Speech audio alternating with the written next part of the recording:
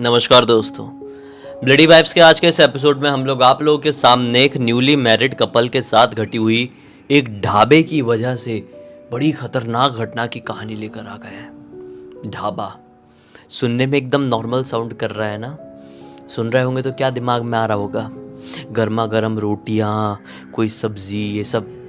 लेकिन नहीं, आज के बाद से आपका पॉइंट ऑफ व्यू ढाबाओं के लिए चेंज हो जाएगा। आइए जिया की जुबानी पूरी कहानी फुल डिटेल में जानते हैं। ये जो घटना घटी थी चंदन और श्रुति नाम के एक कपल के साथ घटी थी। जैसा निखिल ने बताया, ये दोनों पंजाब के चंडीगढ़ के रहने वाले थे। स्टार्टिंग से ये लोग वहीं के ही रहने वाले थे, बॉर्न एंड बॉटअप, और उनका गांव, घर, शहर जो भी बोलो सब कुछ वही था। और जब शादी होती है तो शादी के बाद भी ये लोग आराम से अपनी ज़िंदगी चंडीगढ़ में ही बिताना चालू कर देते हैं। अच्छी खासी इनकी ज़िंदगी कट रही थी, किसी भी बात की दिक्कत तकलीफ नहीं थी। जो चंदन था उसका मैकेनिक का बोले ना शॉप था उसका, और जो ये अपनी श्रुति थी ये एक हॉस्पिटल में नर्स थी। तो इनका लाइफ रूटीन क्या था मैं वो बताती हूँ। जो चंदन था जब अपने शॉप बंद करता था उसके बाद उसके श्रुति के हॉस्पिटल के पास जाता था और वहाँ पे जाके श्रुति को वहाँ से लेता था और वहाँ से लेके अपनी गाड़ी से, अपनी बाइक से एक जगह थी, एक पर्टिकुलर पॉइंट था, वहाँ पे जाते थे, वहाँ पे आइसक्रीम खाते थे और उसके बाद ये लोग फिर घर के लिए निकलते थे। इनका डेली लाइफ का रूटीन था और मज़े में मस्त इन कपल की ज़िंदगी कट रही थी, आराम से जी रहे थे। पहले से ज़्यादा इनकी लाइफ अच्छी कट रही थी, क्योंकि वो दोनों साथ में ही आते थे अपने काम के लिए और साथ में ही अपने काम से अपने घर पे लौटते थे। अच्छी खासी ज़िंदगी कट रही है, सब कुछ एकदम मज़ा आ रहा है, लाइफ एकदम स्वर्ग जैसी है समझ लो। एक दिन की बात है, एक दिन क्या होता है कि जो अपना चंदन है ना, ये जाता है श्रुति को लेने के लिए उसके हॉस्पिटल के पास। उसको वहाँ से पिक भी करता है, अपने बाइक पे बैठाता भी है और वापस से ये लोग सेम रूटीन की तरह उस आइसक्रीम वाले के पास पहुँच जाते हैं आइसक्रीम खाने के लिए। लेकिन आज वो आइसक्रीम वाला वहाँ पे था ही नहीं, नहीं था। और ऐसा कभी नहीं होता था, कभी भी नहीं होता था। हमेशा आइसक्रीम वाला रहता ही था। नहीं रहेगा अगर बाई चांस तो आसपास के कोई ना कोई शॉप तो ओपन रहता ही था। लेकिन आज का दिन उतना नॉर्मल तो नहीं था। थोड़ी आज के दिन को देख के समझ में आ रहा था, रात को देख के, यानी कि आज की रात ना बारिश वाली रात होने वाली है। बादल देख के वैसे समझ में आ रहा था। इनको ऐसा लगता है कि हो सकता है कि जोर से बारिश होने वाली है, माहौल खराब होने वाला है। इसीलिए आइसक्रीम वाला आज अपना बंद करके सब कुछ बोरिया बिस्तर लेके चला गया है। अब क्या करें? चंदन बोलता है कि इतने टाइम बाद आज पहली बार बिना आइसक्रीम खाए घर जाना पड़ेगा, क्योंकि और कोई शॉप तो इतने लेट रात तक खुली होगी नहीं। तो क्या करे फिर? तो ये जो बोलती है श्रुति कि एक काम करते हैं, अपना कुछ अच्छा खाते हैं, आज घर पे खाना नहीं खाएंगे।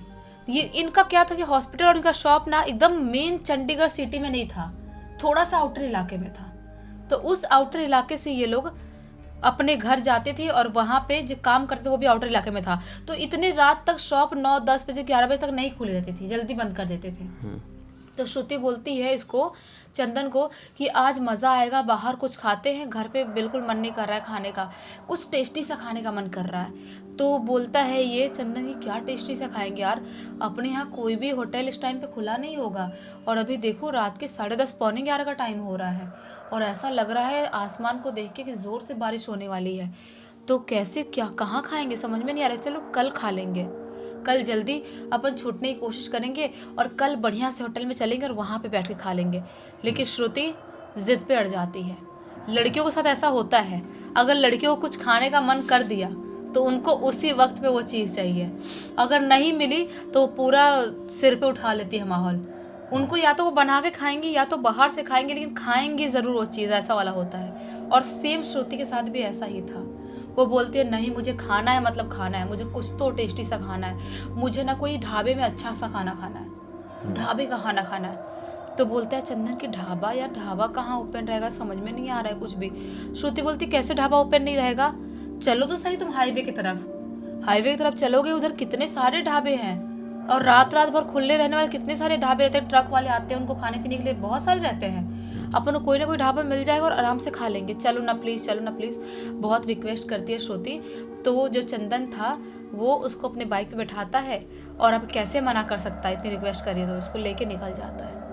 मस्त हाईवे से होते हुए लोग ढाबा ढूंढना चालू कर रहे हैं, बहुत ढूंढ रहे, ढूंढते ढूंढते इनको एक ढाबा दिखाई देता है, एकदम ही आउटर इलाके में, थोड़ा सा जंगली इलाका था। वहाँ पे ढाबा दिखाई देता है कि वहाँ पे थोड़ी सी रोशनी है, मतलब कि ये ढाबा ओपन है, लाइट जल रही है थोड़ी और थोड़ी रोशनी है। तो जैसे ढाबा पे डिम लाइट रखते हैं ना, वैसे वही लाइट जल रही थी। तो वो बोलता है चंदन कि चलो तुम्हारी किस्मत अच्छी है कि देखो ढाबा ओपन मिल गया, चलो मस्त दबा के खा लो जितना खाना है। तो श्रुति भी खुश होती है। ये लोग अपनी बाइक बाहर ही लगाते हैं और ये लोग उस ढाबे के पास पहुंचते हैं। जैसे ही ढाबे के पास पहुंचते हैं वैसे ही जोर से बिजली कड़कती है, एकदम जोर से बिजली कड़कती है और एकदम स्पीड में जोर जोर से बारिश होने चालू हो जाती है। बहुत ही स्पीड में बारिश होने लगी, फटाक से लोग ढाबे के अंदर घुस जाते हैं कि भाई साहब भीग जाएंगे पूरे, बाहर रहेंगे तो। इनका जो भी सामान था, पर्स वर्स हाथ में ही रखे थे, बाइक थी बाहर, भीगेगी तो कोई फर्क नहीं पड़ता है। ये लोग अंदर घुस जाते हैं ढाबे के अंदर, और जैसे ही ढाबे के अंदर एंटर करते हैं वहाँ का माहौल देख के शॉक्ड हो जाते हैं, क्योंकि वहाँ पर ढाबे के अंदर साइड में कोई भी इंसान नहीं था, कोई भी नहीं, कोई भी एक भी इंसान वहाँ पे, जो बेंच खटिया जो भी चीज़ें लगी है वहाँ पर कोई भी इंसान नहीं बैठा है और कोई खाना नहीं खा रहा है। इनको शॉक्ड होते हैं ये लोग कि ढाबा तो खुला हुआ है तो फिर कोई खाना वाना क्यों नहीं खा रहा है। सोचते हैं, फिर चंदन बोलता है हमको क्या, श्रुति का ऐसा बोलते तो चंदन बोलता है हमको क्या, जाने तो कोई बात नहीं, हमको अपने खाने से मतलब है। चंदन आवाज़ लगाता है कोई है क्या यहाँ पर, हमको खाना खाना है, कोई है यहाँ पर। कोई भी रिस्पॉन्स नहीं आ रहा। ये लोग थोड़ा सा और अंदर घुसते हैं, ढाबे का एक दरवाज़ा अंदर लॉक टाइप दिखाई दे रहा था, उस दरवाजे पे से नॉक करते हैं, बोलते हैं है कोई क्या यहाँ पे, ग्राहक को अपने अटेंड नहीं करोगे, हमें खाना खाना है, बता दो अगर नहीं भी देना है तो, ऐसा बोलता है चंदन। तभी पीछे साइड से, ढाबे के पीछे साइड से एक छोटा सा गेट था, उस गेट की तरफ से एक बुढ़ा सा आदमी चलते हुए आता है। अच्छा खासा बुढ़ा था, अच्छा खासा, मतलब कि वो ना झुक के चल रहा था थोड़ा सा। वो आदमी चलते हुए आता है, बोलता है क्या हुआ, चिल्ला क्यों रहे हो। ये बोलते हैं कि चिल्ला कहाँ रहे भाई साहब, हम ढूंढ ही रहे थे कि अंकल आपको ढूंढ रहे थे कि कोई तो यहाँ पे होगा जो खाना बना, हमको खाना खाना है, मिलेगा क्या खाना। तो बुढ़ा बोलता है कि मिल तो जाएगा लेकिन थोड़ा सा इंतज़ार करना पड़ेगा। ये लोग बोलते हैं ठीक है थोड़ा इंतज़ार कर लेंगे। तो बुढ़ा बोलता है बैठ जाओ, यहाँ पे खटिया लगी हुई थी, वो खटिया पे ये लोग बैठ जाते हैं। बहुत सारे ना मोस्टली जो मेन ढाबे होते हैं ना रियल वाले, वहाँ पे खटिया लगी रहती है। ये लोग खटिया पे बैठ गए हैं और वो जो बुढ़ा आदमी था ना अंदर साइड कहीं जाता है किचन वाले एरिया में, जहाँ पे ढाबे का किचन था वहाँ पे जाता है और वहाँ से एक दिया अपने हाथ में लेके आता है।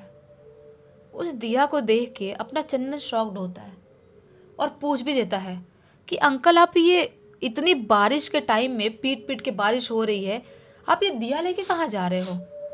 वो बुढ़ा बोलता है तुम्हें खाना मिल जाएगा, तुम टेंशन मत लो, इतना पंचायत मत पालो, दिया कहाँ लेके जा रहा हूँ, कहाँ नहीं लेके जा रहा हूँ। चंदन बोलता है ऐसे में जस्ट पूछ रहा था, आपको गुस्सा होने वाली क्या बात है इसमें, नहीं आपको खिलाना है तो बोल दो, ऐसे आप क्यों बात कर रहे हो, बहुत सारे ढाबे यहाँ पे, कोई भी ढाबे मिल जाएंगे। बुढ़ा बोलता है कोई ढाबा नहीं खुला रहता इस टाइम पे। बुढ़ा दिया लेके बाहर जाता है और बाहर कहीं पे रख देता है। चंदन श्रुतिका दोनों शॉक्ड, इतनी बारिश है, इतनी हवा है, वो दिया कहाँ टिकने वाली है बाहर के टाइम में। जब बुढ़ा आता है तो चंदन उससे थोड़ा प्यार से बोलता है अंकल आप बुरा मत मानना लेकिन मैं आपसे एक बात पूछूं। बुढ़ा बोलता है हाँ पूछो क्या हुआ। तो बोलता है चंदन कि अंकल आप वो जो दिया बाहर रखने गए हो, इतनी बारिश हो रही है, इतनी हवा चल रही है और आज तो कोई त्यौहार भी नहीं है, तो आप दिया बाहर क्यों रखने गए थे। तो बुढ़ा बोलता है कि बेटा वो कुछ अलग मैटर है, तुम उसमें ज़्यादा मत पड़ो, कोई बात नहीं, वो नहीं बुझेगी दिया, मैं बाहर रख दिया हूँ, रखना ज़रूरी है इसलिए रखा हूँ। बुझ भी गया होगा लेकिन उसे तो बुझ ही गया होगा। तो चंदन बोलता है ठीक है अंकल, आप मस्त वाली सब्जी रोटी और राइस लगा दो पापड़ के साथ। तो बुढ़ा किचन वाले एरिया में जाता है। चंदन सोचता है देखता हूँ भला बाहर जाके कि वो दिया बुझ गया या क्या है, क्यों बुढ़ा दिया लगाने गया था। वो जाके देखता है तो सही बात है, दिया तो बुझ ही जाएगा, इतनी बारिश इतनी हवा चल रही है, बुझ गई थी दिया। उसके बाद ये वापस से जैसे ही अंदर आता है जहाँ पे श्रुति बैठी हुई थी, अचानक से जिस दरवाजे को कुछ टाइम पहले उन्होंने नॉक किए थे ना, उस दरवाजे के अंदर से किसी के जोर जोर से चिल्लाने की आवाज आने लगती है, गुर्राने की, जैसा कोई जानवर रूपी इंसान मिक्स आवाज हो, ऐसा कोई घुर्रा रहा है, ऐसी आवाज आती है। चंदन घबरा जाता है, श्रुति तो और ज्यादा घबराती है, बोलती है चंदन कौन कौन घुर्रा रहा है ये वहां पर चंदन सोचता है कि क्या कौन है भाई, ऐसा अजीब सा डर जाता है, धक से होता है उनको, ऐसा कोई सुनसान जगह अनजान जगह बैठे और ऐसा कोई घुर्राने लगा और अंदर से दरवाजा जोर जोर से पीटने लगा तो कोई भी डर जाएगा भाई। अंदर से वो दरवाजा जोर जोर से जो है वो पीट रहा है और जोर जोर से घुर्रा रहा है, चिल्ला रहा है, ऐसी आवाज आ रही है। चंदन उठ के जाता है दरवाजा खोल के देखने के लिए, दरवाजे के पास पहुंचता ही है कि बुढ़ा जोर से स्पीड में दौड़ते हुए आता है, बोलता है पागल हो गए हो क्या कर रहे हो तुम, दरवाजा क्यों खोल रहे हो। चंदन बोलता है कि अंकल अंदर कोई घुर्रा रहा है, कोई चिल्ला रहा है, तो मैं दरवाजा तो खोलूंगा ही ना, देखने के लिए कौन है कौन नहीं है। बुढ़ा बोलता है तुम अपने काम से काम रखो, वो दरवाजा खोलोगे तुम्हारे लिए सही नहीं होगा, ना ही मेरे लिए सही होगा, ना ही उस लड़की के लिए सही होगा, दरवाजा खुलना नहीं चाहिए। चंदन बोलता है अंकल आप कैसी बात कर रहे हो, कोई मुसीबत में होगा, आपने किसी को बंद रखे हो क्या अंदर, आप कुछ अलग गलत काम कर रहे हो क्या। बुढ़े पे चढ़ जाता है चंदन। बुढ़ा बोलता है जो भी है तुमको खाना खाना है, खाना खाओ, चुपचाप यहाँ से निकलो, ऐसा बोलता है। चंदन बोलता है कि नहीं नहीं ऐसे कैसे निकलूंगा, अंदर कौन घुर रहा है देखना जरूरी है, जोर से दरवाजा कोई पीट रहा है, एकदम जोर जोर से पीट रहा है दरवाजा, जैसे तोड़ देगा ऐसा पीट रहा है। चंदन बोलता है कि मैं पुलिस को कॉल कर रहा हूँ, मैं पुलिस को कॉल करूंगा कि अंदर आपने किसी को बंद करके रखे हो और कुछ ना कुछ गड़बड़ होने वाला है। बुढ़ा बोलता है क्या कर लेगी पुलिस आके, क्या कर लेगी पुलिस आके, तुमको बहुत देखने का शौक है ना, चलो दिखाता हूँ तुमको। बुढ़ा दरवाजा खोल देता है बाहर से, और जैसे ही दरवाजा खोलता है अंदर जिस चीज को ये लोग देखते हैं ना, जो चीज वहां पे थी, उसको देख के श्रुति की चीख निकल जाती है। एक आदमी पूरी तरह से सड़ा हुआ है और जो पंखा है ना उसमें खुद को खुश किया वाली अवस्था में लटका हुआ है। अच्छा। पूरी तरह सड़ा हुआ है, उसकी पूरी स्किन निकल निकल के नीचे गिर रही है, उसकी पूरी मुंडी ऐसे टेढ़ी हो गई है। उसको देख के श्रुति जैसे ही चीखती है ये घबरा जाती है और भागने की कोशिश करती है, और जैसे ही श्रुति भागने के लिए दरवाजे के पास जाती है, चंदन भी उसके पीछे जाने ही वाला होता है, दरवाज़ा धड़ाम से बंद होता है, जो ढाबे का दरवाज़ा था। और जैसे ही दरवाज़ा बंद होता है, वो जो आदमी वैसे अवस्था में पंखे में था, वो आदमी अपनी रस्सी तोड़ता है और तोड़ के इनकी तरफ बढ़ते हुए आना चालू कर देता है। इनकी तरफ घुर्राते हुए चिल्लाते हुए ऐसी टेढ़ी सी अपनी मुंडी लेके इनकी तरफ ऐसे आ रहा है। उस इंसान को देख के श्रुति बहुत जोर से चीखने चिल्लाने लगती है, घबरा जाती है, बाहर निकलने की कोशिश, दरवाजा खोलने की कोशिश कर रही है, मेन दरवाजा, लेकिन दरवाजा नहीं खोल पा रही है। वो सड़ा हुआ दरिंदा सा राक्षस सा इंसान इनके पास आता है और चंदन को यहाँ से गले से पकड़ के ऐसे उठा देता है, हवा में उठा देता है। श्रुति जोर जोर चिल्लाने लगती है, बहुत चीखने लगती है, अपने पति को बचाने की कोशिश करती है, कुछ भी नहीं कर पा रही थी। और बुढ़ा आदमी पता नहीं कहाँ चला गया था, श्रुति उसको ढूंढे, अपने पति को देखे, क्या करे बेचारी। वो बुढ़ा आदमी कहीं से निकल के भागते हुए आता है, उसके हाथ में पानी था, जल था कोई, वो जल जोर से उस राक्षस के ऊपर फेंकता है। और जैसे ही उस राक्षस के ऊपर जल फेंकता है, वो राक्षस ऐसे जोर से तड़पने लगता है, तड़पते तड़पते अचानक जिस रूम में था उस रूम की तरफ भागते हुए जाता है। और जैसे वो राक्षस भागता है, गला छोड़ता है इसका चंदन का, वो अपने होश में आता है, थोड़ा एकदम बेहोश जैसा हो गया था बेचारा। उसको श्रुति उठाती है और बुढ़ा दरवाज़ा खोलता है, हाथ में अभी भी जल लिया हुआ है बुढ़ा। दरवाज़ा खोला है और दरवाज़ा खोल के इनको बाहर निकाल देता है और बाहर से मेन ढाबे का दरवाज़ा बंद कर देता है। यानी खुद भी बाहर निकल गया, खुद भी बाहर निकल गया। तो चंदन और श्रुति घबराते हुए रोते हुए बोलते हैं कि अंकल वो कौन राक्षस था, क्या क्या था वो, मुझे मार डालता। चंदन जोरों से अपना गला पकड़ते हुए बोलता है। अंकल बोलते हैं मैं इसीलिए तुमको बोल रहा दरवाज़ा मत खोलो, मैं नहीं खोलता, तुम खोलते, और तुम भी खोलते तो यही होता। और क्या कर लेती पुलिस आके, उस राक्षस से पुलिस बच पाती या उस पर विश्वास भी करती, क्या कर लेती। जब तक पुलिस आती तब तक वो राक्षस तुम दोनों को और मुझे तीनों को मार डालता। ये बोलते हैं लेकिन अंकल कौन सा राक्षस था, कैसा था वो। तो अंकल बताते हैं वो राक्षस मेरे भाई का लड़का है, यानी कि मेरा भतीजा। ये लोग बोलते हैं आपका भतीजा? थोड़े शांत होते हैं ये लोग। तो बारिश अभी भी थोड़ी थोड़ी हो ही रही थी, बहुत ज़ोर से नहीं, थोड़ी थोड़ी हो रही थी।